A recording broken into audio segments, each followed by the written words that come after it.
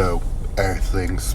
Aaron here, aka AJ, aka Papa. It is November 27th, 2019, and I am back with another vlog to feast your eyes and ears upon. Hey guys, how y'all doing? Oh man, last night was an interesting night. I got home after work and Zach was complaining about his stomach hurting. He's been complaining about it for a little while now, and just last night he finally was kind of like, you know what, this is starting to spook me out a little bit and maybe we should go to the emergency room. And I was like, okay, let's go, because he's not one to ever want to go to the doctor, so when he says that he thinks that it's time to go, it's time to go. So off we went to the emergency room. The emergency room that we went to is actually pretty awesome. They are super quick to get you in and super quick about taking care of everything. It's not your run-of-the-mill super long time at the emergency room situation. However, we still were there for about 2.5 hours, and at the end of the day they did some blood work on him, and all it was gastritis. He has really, really bad acid reflux, and they think that maybe it's starting to affect him lower down in his GI tract. But we have to, get him to the regular doctor and have him referred to a gastroenterologist to have it checked out to make sure that, nothing really bad's going on in there. And in the meantime, they gave him a bunch of really highly potent acid reducers to kind of hopefully give him some relief. He's still sore today. So I don't know if that's what's really going on, but if he's still sore in a couple days, we'll be back to the emergency room we go. On another note, I threw my back out yesterday as well, and I'm not really sure at what point it happened. I usually don't know. It just becomes massively painful at some point. It's never like I bent the wrong way, or I lifted too much, or whatever. It just all of a sudden I noticed that I'm in a pretty immense pain and that it's hard to stand up straight or whatever.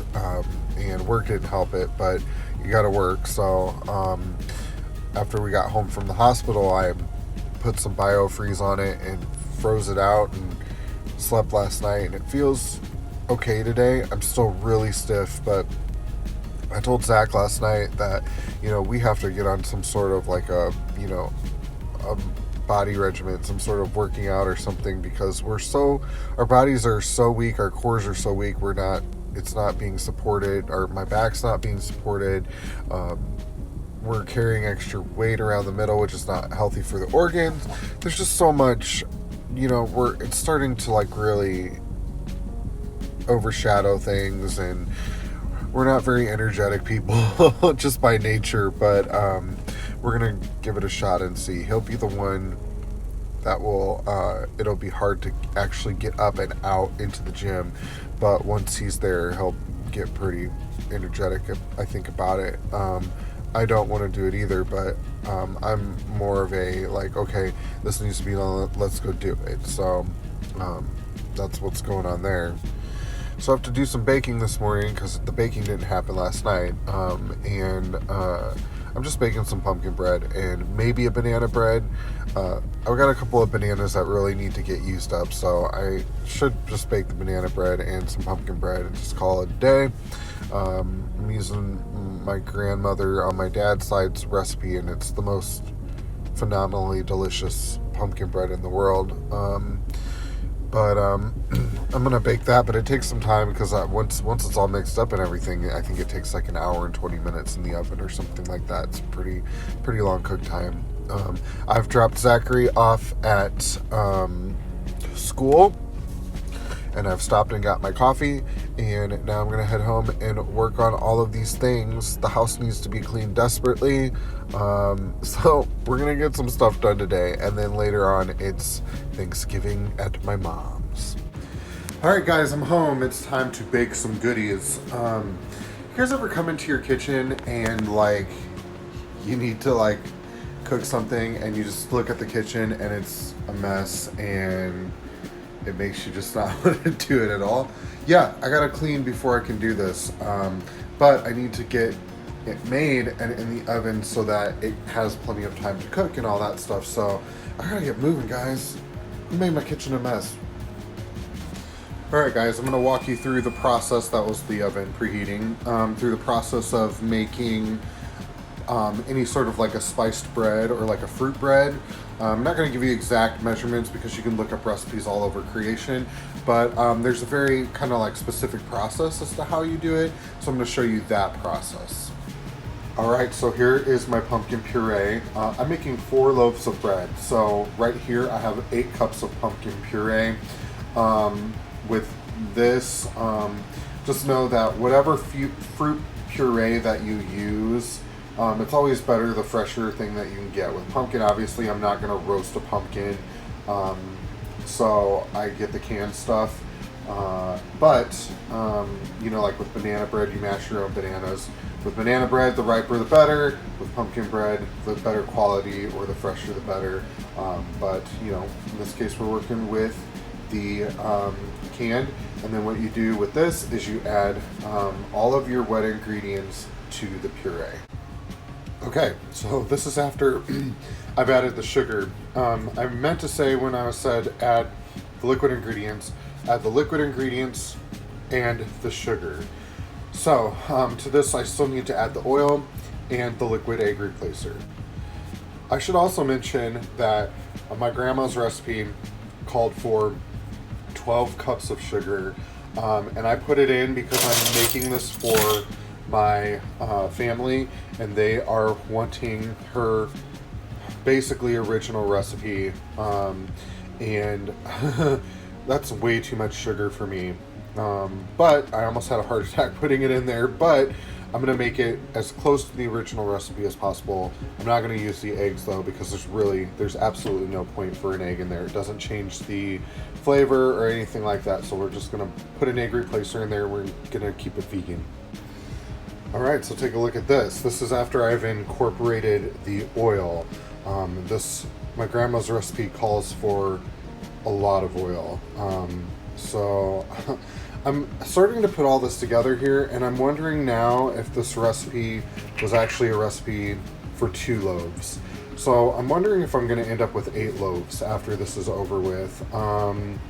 It didn't say on the recipe, it was handwritten, and I didn't think to call her to ask her if this was a double loaf recipe. This recipe, now that I was looking at it, called for a different type of pan. So it looks like I might end up with 8 loaves, which is fine, because I do know from years of having this bread around for the holidays that frequently she would make us 2 loaves, and we'd throw one in the freezer and keep it, you know, for several months until we were ready to eat it. So it may be that we end up with a ton, because this is a big bowl, you know. So and this is without, I'm about to add the egg replacer, but this is without any of the flour or anything. So alright, I had to split the mixture up into 2 different bowls now, so I'll be working 2 different bowls from here on out. I definitely think that this recipe was for a double loaf or for a cake pan, but who was to know? So I've split it up. I'm going to mix the egg replacer in, and then we're going to work with dry ingredients moving forward from there. Alright, from this point forward, as I'm working with the dry ingredients, I'm going to do them one at a time, because if I'm right, this is a double batch, so this is going to make 4 loaves here and 4 loaves here. I only have 4 loaf pans, so I'm going to fix this one with the flour, and then put them into individual pans and pop them in the oven, and then about 40 minutes into baking, I'll prepare this one with the flour. I don't want to put the flour in and then just leave it sitting. I feel like that might do something with the consistency of the bread. So we're gonna put this one off to the side and just let it hang out until it's ready to have flour and such in it. Also, I should say that this is not ideal, putting the flour on top of the wet ingredients and then trying to mix it in. If you had a stand mixer, it would be so much easier, and technically you would want to take all the dry ingredients separately, sift them together so that they're evenly distributed. However, I don't have another bowl because I was planning on this being my dry bowl, this being my wet bowl, but it ended up being so much that I don't have an extra bowl to work with. So we're just gonna throw the dry ingredients in and give it a good mix. Again, you don't want to over mix, but we're gonna make sure that everything gets incorporated. All right, dry ingredients in, including all spices. Not gonna lie, doesn't look like enough, but grandma don't lie, right? So we're gonna give it a whirl up and see what we end up with.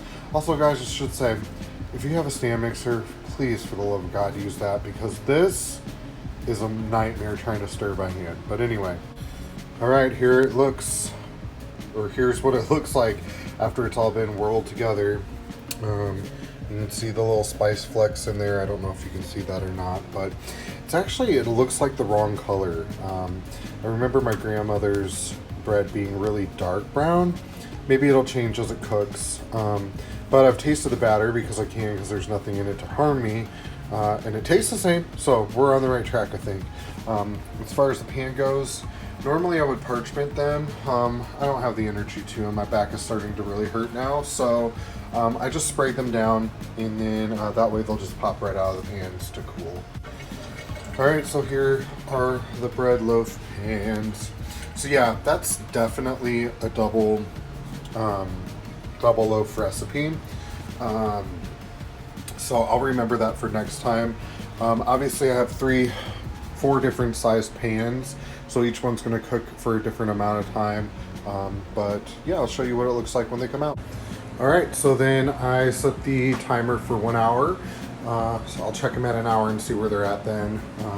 In the meantime, I have to go pick up Zachary from school, so I'm gonna go do that. And then at about 45-ish minutes into the baking time of the loaves that are in the oven, I will start throwing in the dry ingredients to the other batch. We're gonna end up with a lot of bread, y'all.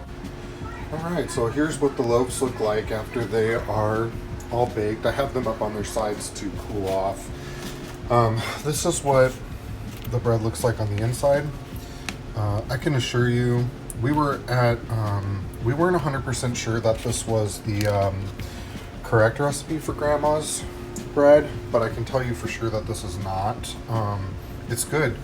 It's a little lighter and a little fluffier than what grandma usually made, so I think next time we will try it with margarine instead of the oil and see, because I know that one of her recipes she used margarine. So we'll get back to the drawing board. The spices taste about right, except for I would back off the cloves a little bit, but we will see what the family thinks when I take them.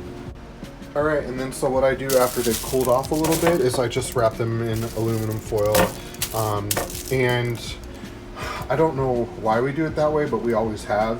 And then like if you're gonna freeze them, you just literally put them in the freezer in the aluminum foil. As an adult, I probably wouldn't do that. I would put them in a freezer bag and then in the freezer, but that's just how we always did it back in the day. And I've got 4 more in the oven. I'm gonna wrap those up, and then we will show you what the whole load looks like after it's all finished. Round 2 of the loaves are all done. For some reason, these turned out bigger. I definitely measured when I pulled half of the liquid out, but apparently my measurements were a little bit off, but that's neither here nor there. We've got 2 large loaves and then 2 small loaves, and then 2 small loaves here. Zachary and I have torn into one of those, and we took one of the other batch of large loaves over to our apartment complex's ladies at the office there to share between them and the guys who do the maintenance. So that's that. I'm gonna get these wrapped up after they cool for a little bit, and that's all done. All right, guys, freshly showered and ready to go. Going to pick up Zachary from school, and we're gonna come home and load up the car, and with all the goodies that I've baked for Thanksgiving Day, and then we are on our way to about 45 minutes away to where my mom and grandpa live. So sounds fun, right? It's happening, yay! Hey guys, how's it going?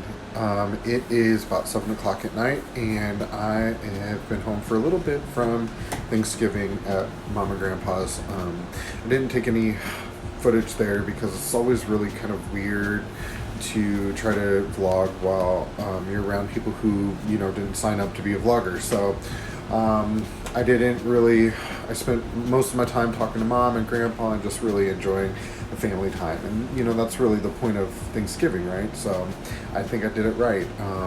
However, we got home and we are laid out because my back is still really hurting me.